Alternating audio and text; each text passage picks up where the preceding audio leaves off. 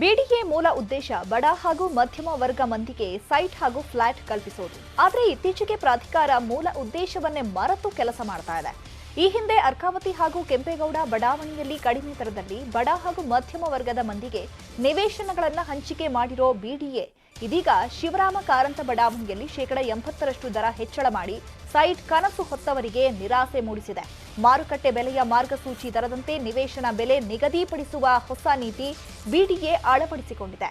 ಈ ಹಿಂದೆ ಕೆಂಪೇಗೌಡ ಹಾಗೂ ಅರ್ಕಾವತಿ ಬಡಾವಣೆಯಲ್ಲಿ 20-30 ಸೈಟ್ 5 ರಿಂದ 6 ಲಕ್ಷದಲ್ಲಿ ಸೈಟ್ ಅನ್ನ ಕೊಡಲಾಗ್ತಾ ಇತ್ತು. ಆದರೆ ಇದೀಗ ಬಿಡಿಎ ದರ 10 ಲಕ್ಷ ಮೀರ್ತಾ ಇದೆ.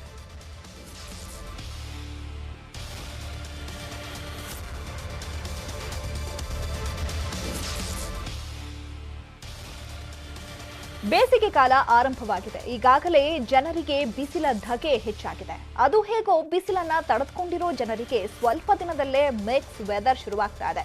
ಏನಪ್ಪಾ ಇದು ಮಿಕ್ಸ್ ವೆದರ್ ಅಂತೀರಾ? ಈ ಸ್ಟೋರಿ ನೋಡಿ.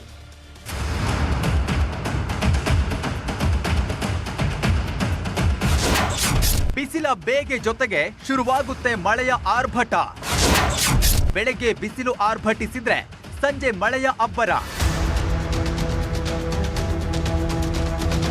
ಈ ರೀತಿಯ 2 ರೀತಿಯ ವಾತಾವರಣ ಎದುರಿಸೋದಕ್ಕೆ ಜನರು ರೆಡಿಯಾಗಬೇಕಾಗಿದೆ.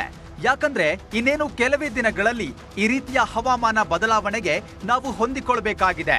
ಈ ಬಾರಿ ಬೇಗನೆ ಪ್ರೀ ಮಾನ್ಸೂನ್ ಶುರುವಾಗಲಿದೆ.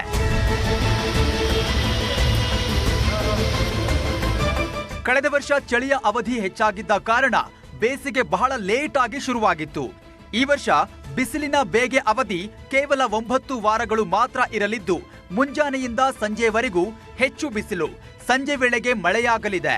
ಫೆಬ್ರವರಿಯಲ್ಲಿ ಶುರುವಾಗಿರೋ ಬೇಸಿಗೆ ಮಾರ್ಚ್ 3ನೇ ವಾರದಲ್ಲಿ ಗರಿಷ್ಠ ಮಟ್ಟಕ್ಕೆ ತಲುಪಲಿದೆ. ಗರಿಷ್ಠ ಮಟ್ಟಕ್ಕೆ ತಲುಪಿದ ಕೂಡಲೇ ವಾತಾವರಣದಲ್ಲಿ ಬದಲಾವಣೆ ಉಂಟಾಗಿ ಮಾರ್ಚ್ 20ರ ಬಳಿಕ ಪ್ರೀ ಮಾನ್ಸೂನ್ ಶುರುವಾಗಲಿದೆ ಎನ್ನಲಾಗ್ತಿದೆ.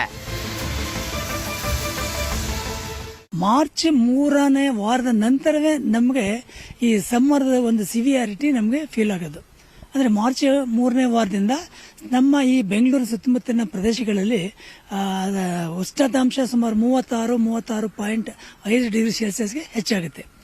ಆವಾಗ ನಮಗೆ ಇಮಿಡಿಯೇಟ್ ಆಗಿ ನಮಗೆ ಮಳೆ ಬರುವಂತ ಪರಿಸ್ಥಿತಿ ಇರುತ್ತೆ. ಹಾಗಾಗಿ ನಮಗೆ ಮೇ ಕೊನೆಯ ವಾರ ತನಕನೂ ಅಥವಾ ಜೂನ್ 1ನೇ ವಾರ ತನಕನೂ ಈ ಪರಿಸ್ಥಿತಿ ಪುನರಾವರ್ತನೆ ಹೊಂದುತ್ತೆ. ಈ ಪುನರಾವರ್ತನೆಯ ಪರಿಸ್ಥಿತಿಯಿಂದಾಗಿ ನಮಗೆ ಒಂದು 5 ಸರಿ ಈ ಪ್ರದೇಶಗಳಲ್ಲಿ ಮಳೆ ಬರುವಂತ ಪರಿಸ್ಥಿತಿ ಇದೆ. ಸದ್ಯಕ್ಕೆ ಬೇಸಿಗೆ ಕಾಲ ಶುರುವಾಗಿ 3-4 ವಾರಗಳು ಕಳೆದಿದೆ. ನಗರದಲ್ಲಿ 32 ಡಿಗ್ರಿ ತಾಪಮಾನ ದಾಖಲಾಗ್ತಿದ್ದು ಈ ಬಾರಿ ಪ್ರೀ ಮಾನ್ಸೂನ್ 140 ಮಿಲಿಮೀಟರ್ನಿಂದ 180 ಮಿಲಿಮೀಟರ್ ಸಾಧ್ಯತೆ ಮಳೆ ಆಗಲಿದೆ ಎನ್ನಲಾಗ್ತಿದೆ. ಮಾರ್ಚ್ ಅಂತ್ಯದಲ್ಲಿ ಶುರುವಾಗಿರೋ ಪ್ರೀ ಮಾನ್ಸೂನ್ ಜೂನ್ವರೆಗೂ ಇರಲಿದೆ. ಹೀಗಾಗಿ ಜನರು ಬಿಸಿಲು ಜೊತೆಗೆ ಮಳೆ ಎರಡನ್ನೂ ತಡೆದುಕೊಳ್ಳಬೇಕಾಗಿದೆ. ನಮಗೆ ಈ ಬೇಸಿಗೆ ಮಳೆ ಯಾಕೆಂದ್ರೆ ಇದು ಅಲ್ಲಲ್ಲೇ ಐಸೋಲೇಟೆಡ್ ಪ್ಲೇಸ್ ನಲ್ಲಿ ಬೀಳ್ತಕ್ಕಂತ ಪರಿಸ್ಥಿತಿ ಇರೋದ್ರಿಂದ ಒಂದೇ ಯೂನಿಫಾರ್ಮ್ ಎಲ್ಲಾ ಕಡೆ ಬೀಳಲ್ಲ. ಇಲ್ಲಿ ಅತಿ ಹೆಚ್ಚು ತೀವ್ರತೆಯಿಂದ ಅಂದ್ರೆ ಹೆಚ್ಚು ಇಂಟೆನ್ಸಿಟಿಯಿಂದ ಈ ಮಳೆ ಬೀಳುತ್ತೆ. ಅಂದ್ರೆ ಸಾಮಾನ್ಯವಾಗಿ ಬೆಳಗ್ಗೆಯಿಂದ ಮಧ್ಯಾಹ್ನ 2:30-3 ಗಂಟೆ ತನಕ ಬಿಸಿಲು ಕಾಯುತ್ತೆ.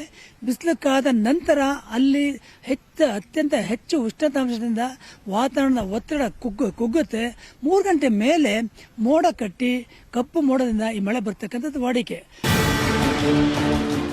ಬೇಸಿಗೆಯ ಅವಧಿ ಕಡಿಮೆ ಇರೋ ಕಾರಣ 2 ಹವಾಮಾನ ಏಕಕಾಲದಲ್ಲೇ ಬರೋದ್ರಿಂದ ಜನರು ಹೊಂದಿಕೊಳ್ಳುವ ಅನಿವಾರ್ಯತೆ ಇದೆ. ಹಂಸ ಶ್ಯಾಮಲ, ನ್ಯೂಸ್ 18 ಬೆಂಗಳೂರು.